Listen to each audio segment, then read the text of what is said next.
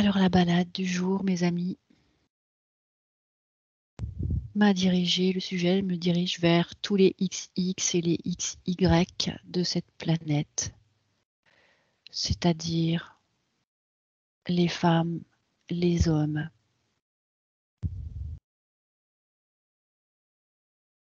Qu'est-ce qui nous attire l'un vers l'autre? Qu'est-ce qui nous repousse les uns les autres?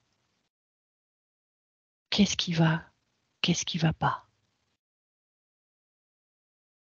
Pourquoi tant de tabous autour de la sexualité, encore et toujours?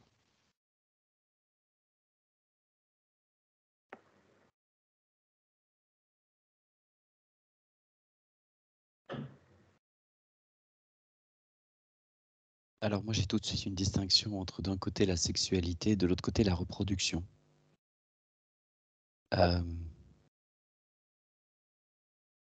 Qui me semble être deux choses distinctes.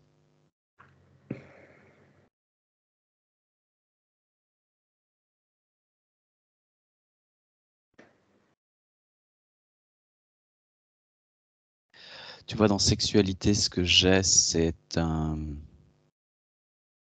c'est comme un dialogue d'énergie, d'émotion, il y a quelque chose de l'ordre d'une danse qui fait du rapprochement, de l'éloignement. Je pense que c'est assez bien symbolisé par les danses un petit peu de salon, je pense au tango notamment. Il y a quelque chose de... Et de l'autre côté, la notion de reproduction qui, elle m'amène vraiment à... Ça résonne avec de la possession, du contrôle. Il y a de l'enjeu là. Alors que dans la sexualité, il y a du jeu, dans la reproduction, il y a de l'enjeu. Je dirais comme ça. Ok. Alors peut-être que on peut déployer les informations concernant cet amalgame qui finalement pénalise notre sexualité.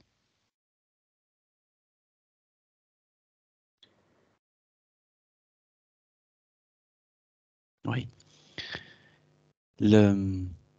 En fait, ce que ça montre, c'est que la sexualité et la reproduction donc, sont deux choses distinctes. La reproduction nécessite un certain comportement pour avoir lieu. La sexualité, elle est d'une... Enfin, je vois comme une immense garde-robe avec plein de vêtements différents. En fait, la sexualité, c'est un regard, c'est une pensée, c'est un échange, c'est un dialogue, c'est plein de choses, en fait. Tout ça, c'est déjà sexuel. En fait, c'est comme si... sexualité, c'est aussi naturel que attraction, répulsion des électrons, etc. Donc c'est vraiment quelque chose d'assez neutre. Et quand je vais du côté de la reproduction, cet amalgame, il est fait parce qu'on a, d'une certaine manière, réduit la sexualité à la reproduction, ou essayer de le faire de la reproduction l'unique sexualité. Il y a un truc un peu là-dedans, en fait. C'est comme si c'était deux choses qui avaient été mises ensemble et qui n'auront en fait rien à voir. Et c'est ça qui est vraiment, qui alourdit toute la sexualité. On ne peut pas parler de la sexualité parce que quand on parle de sexualité, c'est comme si on parlait de reproduction. On ne peut pas vivre sa sexualité parce que comme la reproduction est un sujet sérieux, moi je le sens vraiment comme quelque chose de lourd, de dense, avec des enjeux. Du coup, on n'a pas le droit d'avoir un regard qui est rempli d'une Léger. forme de sexualité léger. Oui, c'est ça. La sexualité, c'est partout, tout le temps. C'est pas entre un homme et une femme. C'est pas entre un mari et son épouse. Je le vois comme une espèce de force qui fait de l'attraction, de la répulsion, qui crée un mouvement. Un petit peu comme le balai des insectes ou des végétaux, des plantes. C'est tout aussi léger, tout aussi harmonieux. C'est des balais d'attraction. C'est beau, Alors, hein. ouais, c'est superbe. C'est superbe. C'est très beau. Ça donne envie d'être sexuel tout le temps, quoi, d'une certaine manière. Enfin, en tout cas, d'assumer, de ne pas refouler l'existence d'une sexualité à tout instant, tout le temps. Ça permet de justement qu'elle ne dévie pas, qu'elle ne prenne pas une importance ou qu'elle ne prenne pas des enjeux qui sont trop lourds de sens. C'est intéressant de voir ça en tout cas. Ouais. Mais par contre, la sexualité, évidemment, amène, en tout cas pour les partenaires qui sont de sexe opposé, amène, sans protection, la reproduction. Et du coup, le fait de l'acte sexuel qui conduit à une possibilité d'enfantement peut aussi freiner, on va dire, la légèreté de la chose. Ou le Ouais, ça me plaisir. dit que c'est un programme, la reproduction. Un programme. Un programme de quoi? Inscrit où? Je sens que c'est pas un truc naturel, c'est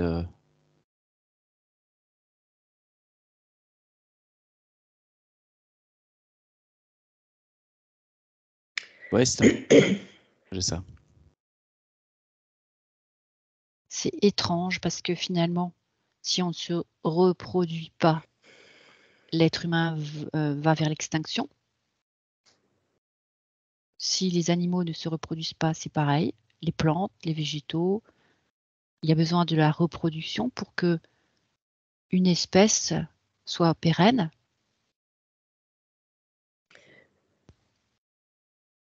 Diane. Vas-y. Moi, enfin, je sais pas si ça rejoint ou pas, mais moi, dès que tu as lancé le sujet, j'ai eu une image d'un arbre,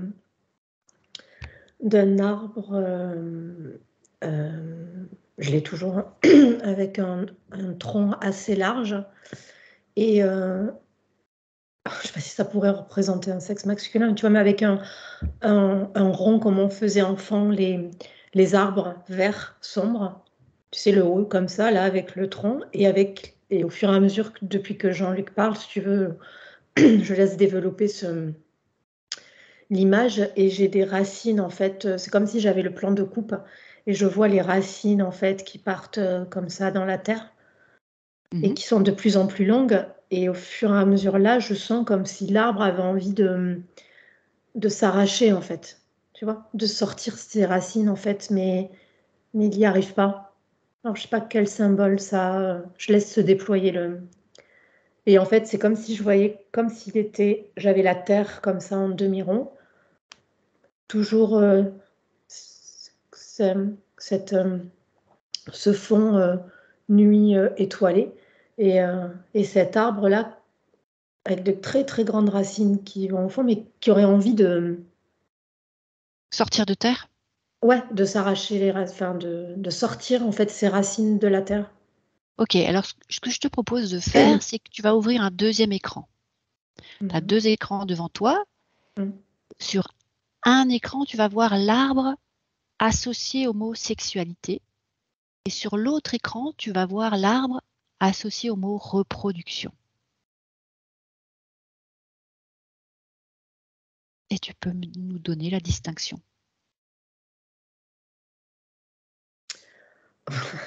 Reproduction, l'arbre, il est tel qu'il est avec les racines dans la terre, en fait. Et sexualité, déjà, c'est tout blanc. Et je vois l'arbre qui est comme en fusée, en fait, qui part, il n'a plus de racines. Il s'est affranchi. Ouais, il est comme. Bon, je sais que c'est toujours l'arbre, mais il aurait presque pris la forme d'une fusée, en fait. Mais du coup, c'est blanc. Enfin, c'est blanc. C'est pas du tout dans Il fait pas la... nuit. Non. Ok, Alors, ça veut dire. il fait pas nuit. J'ai toujours le fond nuit, mais Ok. la terre est plutôt blanche, est devenue blanche. Et l'arbre en forme de fusée est blanc aussi. Mais je vois vraiment le truc de...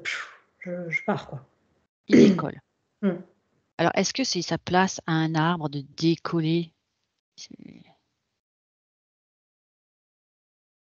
Non, mais ça me dit plus que en fait, l'arbre, c'est un peu le symbole, en fait. C'est plutôt symbolique que l'arbre, le végétal, en fait. Ok. Donc, il y a une représentation Hmm. végétale des deux mots. Du sexe masculin, ouais. Ah, carrément du sexe masculin. Ouais. Ok. Alors, pour l'homme, c'est ça. Le mot reproduction est quelque chose qui est lourd, dense, de l'ordre Ouais. ou de la possession du contrôle, représente comme un enjeu. Et par contre, l'homosexualité lui fait prendre des ailes, lui fait décoller, le rend libre en quelque sorte. Ouais. Dans le côté reproduction, il y a le mot ancrage qui m'est venu.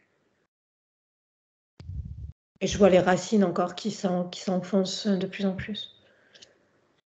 Ok, alors on va faire comme un autre tableau d'affichage avec deux nouveaux écrans et on va regarder le point de vue de la femme sur ces deux mots.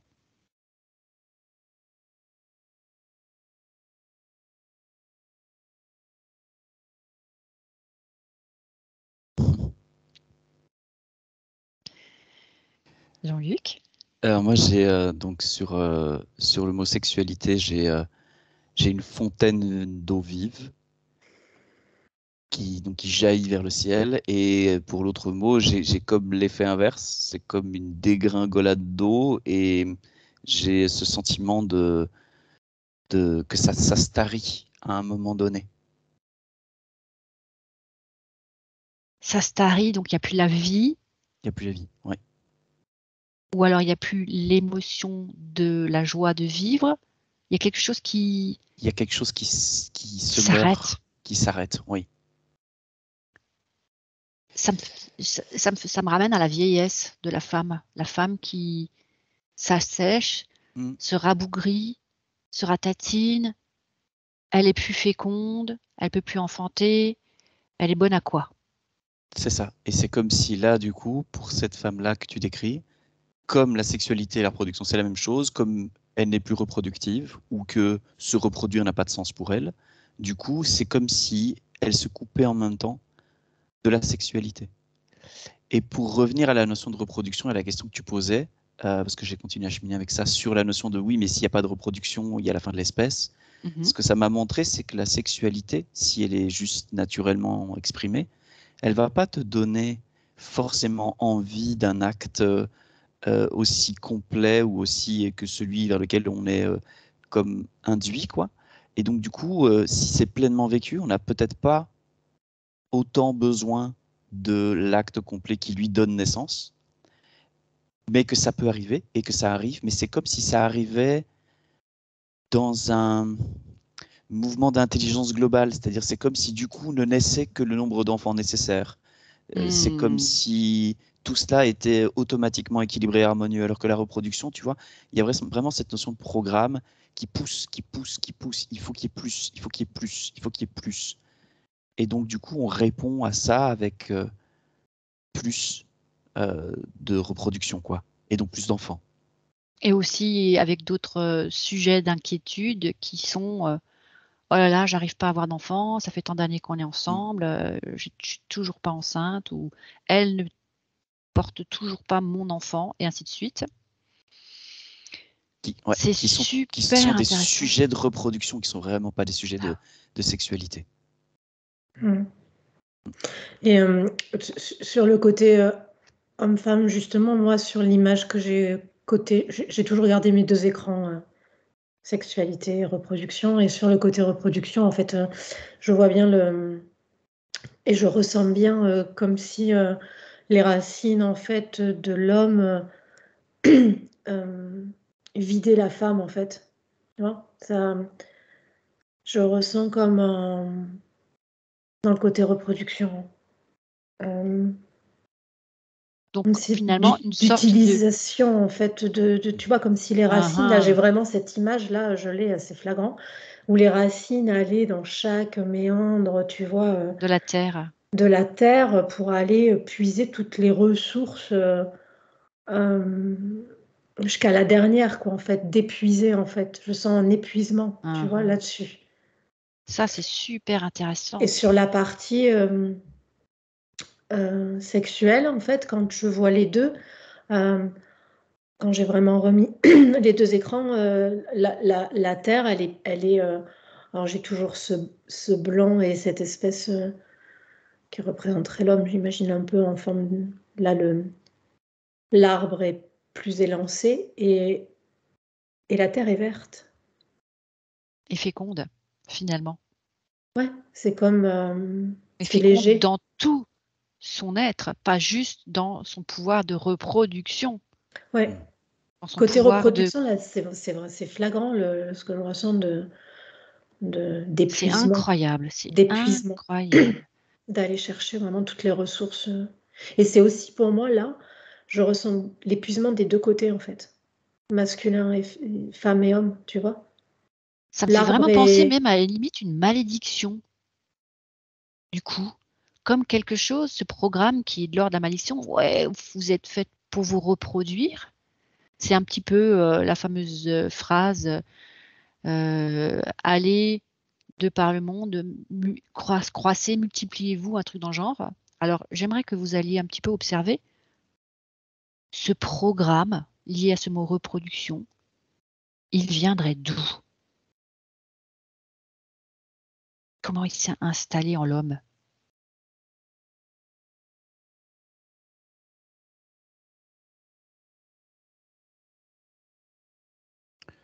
Je perçois un truc très utilitariste, quoi. Très comme nous, on est capable de faire de la modification génétique parce qu'on trouve que c'est mieux d'avoir tous les mêmes grains de blé ou que sais-je, ou que les tomates soient toutes plus belles. Je perçois un truc très comme ça, très. Ce serait quand même mieux si on ne devait pas s'occuper de les apparier tout le temps, et s'ils étaient mus par un programme pour s'apparier d'eux-mêmes. Une espèce d'automatisation. C'est plutôt un truc assez de ce goût-là que je capte avec un personnage qui ressemble un peu à un ingénieur. Enfin, en tout cas, c'est un symbole un peu comme ça. Comme un généticien Ouais, c'est ça. de l'espèce humaine. Tiens, on va leur mettre la fonction reproduction. On va les paramétrer. C'est On va ça? les inciter à se reproduire. Ouais. Donc, une incitation finalement génétique. Ça cadre bien pour moi. Il y a quelque chose qui est pas... Enfin, moi, je ressens quelque chose qui est pas voulu, quand même. Hein. Qui n'est pas Qui est voulu pas par... voulu. Qui est subi par l'homme et la femme, là. Hein. Ok, Dans qui est pas... donc, pas... le tableau que j'ai, moi, c'est quelque chose où c'est comme si c'était une roue infernale où on n'avait pas le choix, quoi. J'ai toujours ces racines, en fait, qui sans arrêt ça s'arrête jamais, quoi. Tu vois, comme une roue infernale, en fait, où on n'arrive pas à en sortir.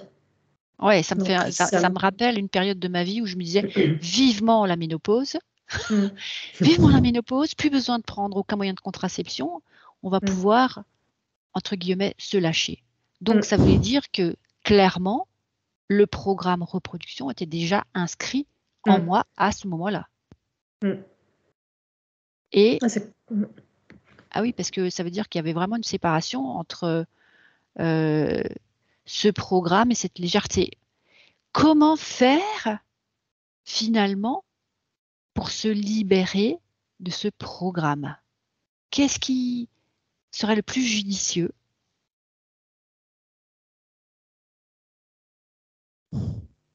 Qu'est-ce qui te vient?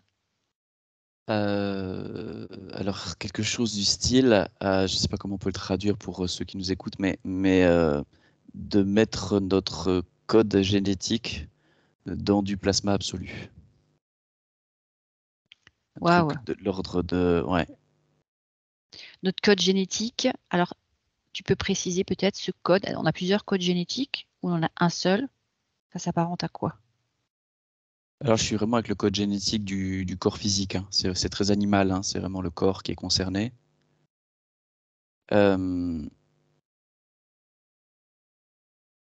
Ouais, c'est ça. D'une manière ou d'une autre, en tout cas, poser un acte intentionnel de purification. Oui, c'est ça. Parce que comme c'est une intervention qui est d'une certaine manière artificielle, c'est réversible, quoi. Tu veux dire que le programme reproduction n'est pas quelque chose qui est d'origine. Et parce que ce programme n'est pas d'origine, on peut le mettre, comme tous les programmes, dans le plasma absolu qui va faire le ménage de la meilleure façon qui soit. C'est bien ça? Moi, ça, déjà, en tout cas, à ce niveau-ci, ça me semble bien déjà. Super. Alors évidemment, on se retrouve dans une situation où tout le monde décide, allez, moi je veux vivre ma sexualité d'une façon libre, légère, etc. Je vais mettre mon code génétique dans le plasma absolu. Mais qu'en est-il du coup de tous les systèmes de sauvegarde ou les sous-programmes ou les croyances et les peurs associées à ce mot reproduction? Parce que finalement, j'ai pas appris à penser léger. Et j'ai des modèles. C'est comme s'il y avait un acte d'ouvrir la porte à la sexualité, de lui permettre de s'engouffrer, de la reconnaître,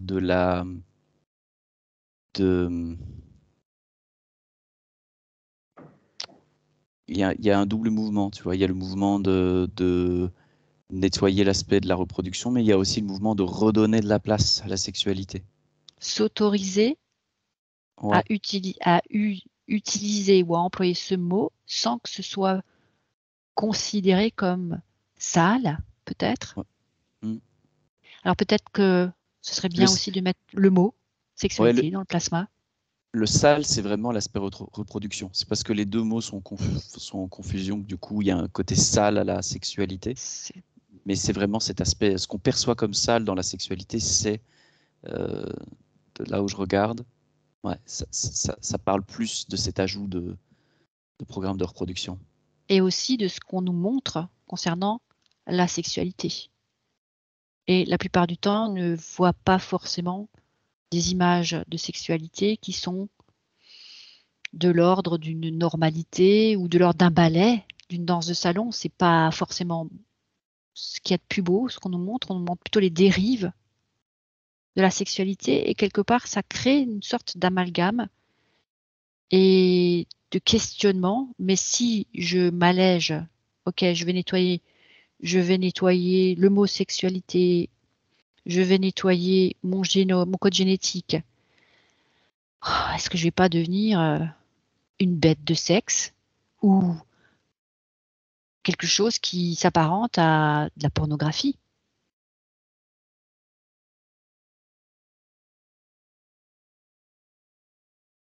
Non, les déviances, ça vient de l'interdit. Hein. Et voilà. Les déviances viennent des interdits. Donc, peut-être, j'aimerais que vous observiez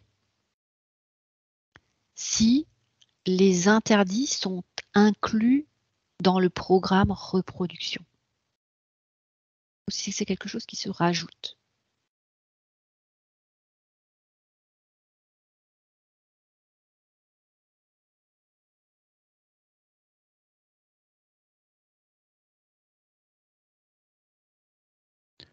Moi, j'ai comme une poche. Donc, pour moi, c'est autre chose. J'ai comme une poche autour de la sexualité, comme si elle était contenue, définie, normée.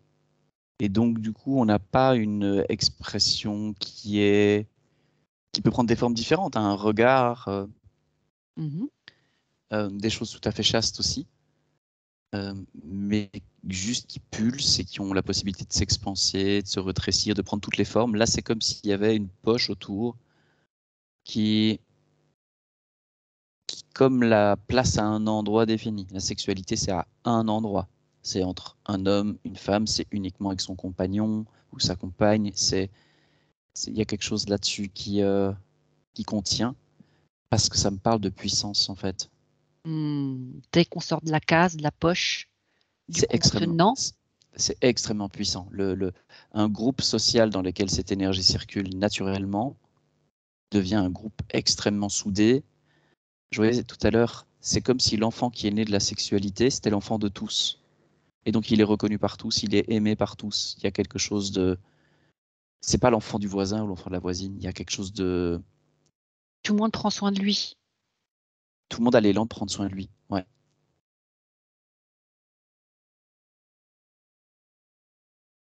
C'est beau. Ça me fait penser à certains petits villages en Afrique où il n'y a pas de grandes routes, des voitures, etc. Eh bien, quand un enfant vient dans ce petit village ou au milieu de ces cases, il est l'enfant de toutes les femmes qui restent dans le village et chaque femme est quelque part la mère de ce petit et va jeter normalement un regard d'attention et de bienveillance sur lui si jamais il se retrouve devant chez elle et qu'il s'est éloigné de sa propre mère. C'est comme si, du coup, tout le monde s'autorise à lui dire attention ou ne fais pas ci, l'aider à se lever, le consoler, etc. Voilà, chacun est la mère parce qu'ils ont peut-être tout simplement une autre façon de vivre leur sexualité.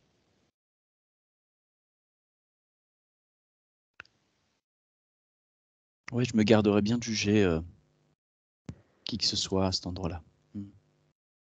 Ouais. Magnifique. Alors, dans ce plasma absolu, on se propose de rajouter tous les interdits.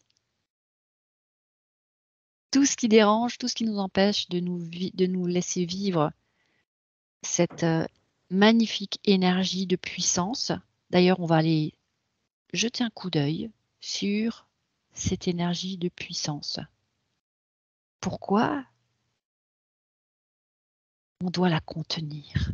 Qui veut qu'on la contienne?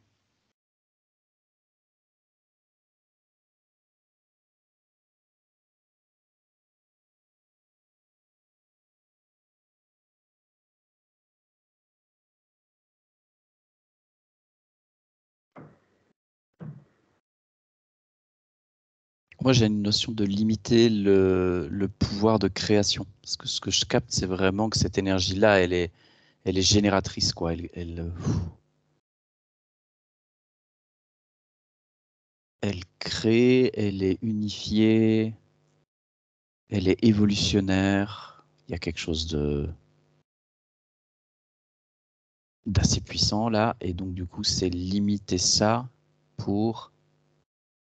Ouais, je retrouve mon généticien là. C'est la chosification. C'est comme nous, on a fait avec les végétaux, en fait. On a transformé leur état naturel avec, en une chose qui nous satisfaisait selon nos besoins. On les a mis dans une case, en fait. On a mis le vivant dans une case. On les a pas laissés s'exprimer. C'est ça. C'est la même chose. C'est comme si, là, tu vois, c'est comme si l'humain avait été normé, un endroit, ou peut-être une certaine partie de l'humain, je sais pas, mais ça me ramène là, en tout cas. Alors finalement, si tous les êtres humains mettaient leur programme reproduction dans le plasma absolu, est-ce qu'il y aurait encore tous ces événements de regroupement transgenre, homosexualité, etc. Tous ces êtres humains qui ne peuvent pas vivre leur sexualité parce qu'il y a tellement de tabous, parce qu'il y a tellement d'interdits, parce qu'il y a ce fameux programme. Du coup, qu'est-ce que vous voyez en admettant que toute l'humanité ait fait ce travail? Je te vois éclater de rire, Jean-Luc. Qu'est-ce que tu peux regarder de si drôle? Je vois tous les mots tu vois, hétérosexuel, homosexuel, transsexuel, bisexuel, enfin tout. C'est comme si, tu vois, toutes les lettres devant s'écroulent et il reste juste sexuel. Sexuel. Donc c'est drôle parce que c'est comme si c'était plus un sujet, tout ça, tu vois. C'est ça, il n'y a plus besoin de se justifier. Oui, mais moi, je fais partie de ce groupe. C'est comme si tu as besoin de te justifier de faire partie d'un groupe pour pouvoir exprimer ta sexualité. Et là, il n'y a plus de groupe, il y a juste un état d'être. Comme des plantes, c'est le moment de vivre sa sexualité. Elles émanent une certaine hormone. Et là, un papillon débarque, attiré par cette magnifique hormone. Il vient féconder, parce qu'il était déjà dans une autre fleur avant, il vient féconder ce végétal, et ainsi de suite. Il n'y a pas de questionnement, tout est juste. Tout est dans l'ordre naturel des choses et du vivant. Moi, j'en sens mieux, là, tout d'un coup. Comment peut-on aider les enfants à entendre, à comprendre et à savoir comment faire pour s'en sortir avec ce qui arrive à ces petits dans les écoles dans les prochains temps?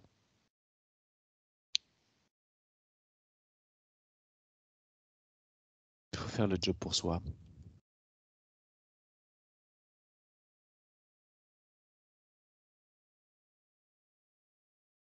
Pas s'inquiéter. C'est ça. Oui, faire le job pour soi et naturellement, ça fonctionne tellement bien que plus il y aura de personnes qui incarneront ça et simplement vivront ça, plus ça interrogera, questionnera et amènera des gens à se dire, bah, tiens, il a l'air quand même vachement plus équilibré, plus épanoui, mieux dans sa vie, mieux dans ses baskets. Peut-être que ce serait intéressant que moi-même je remette en question certaines choses que j'ai estimées établies. Il y a vraiment plus ce mouvement-là que d'intervenir. Il y aura des enfants qui vont découvrir ça et d'autres qui vont découvrir autre chose et